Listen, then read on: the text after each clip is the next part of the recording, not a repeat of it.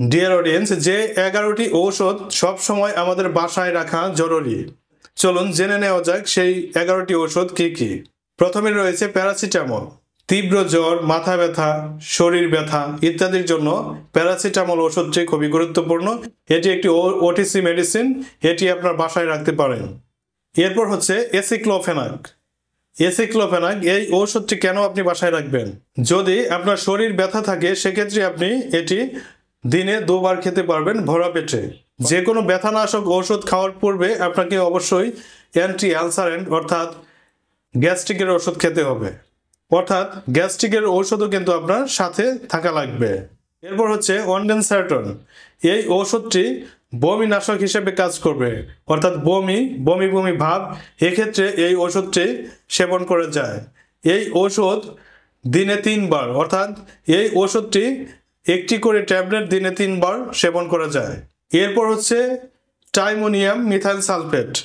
এই ওষুধটি বিশেষ করে মহিলাদের সাথে রাখা প্রয়োজন, কারণ হচ্ছে মহিলাদের তলপেটের সমস্যাটা বেশি হয়, যে কারণে এই টাইমোনিয়াম মিথাইল সালফেট ঔষধটি খুবই মহিলাদের জন্য গুরুত্বপূর্ণ। এই টাইমোনিয়াম ঔষধটি ভরা পেটে খেতে হয়। এরপর হচ্ছে অ্যাসপিরিন। বুকে ব্যথা বা হার্ট অ্যাটাকজনিত ব্যথার কারণে, বুকে ব্যথা বা হার্ট অ্যাটাকের জন্য এই ঔষধটি অবশ্যই বাসায় রাখা জরুরি। এই ঔষধটি খাওয়ার নিয়ম হচ্ছে একটি করে ট্যাবলেট। এরপর হচ্ছে মেট্রোনিডাজল। বিশেষ করে গরমের দিনে পুরুষ মহিলা যে কারো ডায়রিয়া হতে পারে, সেক্ষেত্রে মেট্রোনিডাজল ট্যাবলেটটি যদি আপনার বাসায় থাকে তাহলে কিন্তু আপনি ডায়রিয়া কমাতে সক্ষম হবেন। অর্থাৎ ডায়রিয়া বা পাতলা পায়খানা রোগীদের জন্য মেট্রোনিডাজল ভালো কাজ করে। এই ওষুধটি দিনে 3 বার 5 দিন পর্যন্ত খাওয়া যায়। এরপর হচ্ছে ORS অর্থাৎ ওর স্যালাইন।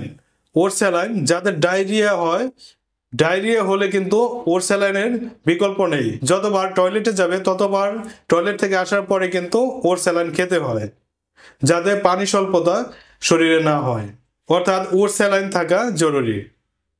এরপর হচ্ছে ভার্গন ট্যাবলেট, যেটি মাথা ঘোরা মাথা ব্যথার ক্ষেত্রে খুবই কার্যকর। এটি দিনে 2 বার সেবন করা যায়। এরপর হচ্ছে সিলভার সালফাডাজিন ক্রিম। শরীরের কোনো অংশ যদি পুড়ে যায় সেক্ষেত্রে কিন্তু এই বার্নার ক্রিম লাগাতে পারেন বা সিলভার সালফাডাজিন ক্রিমটা লাগাতে পারেন।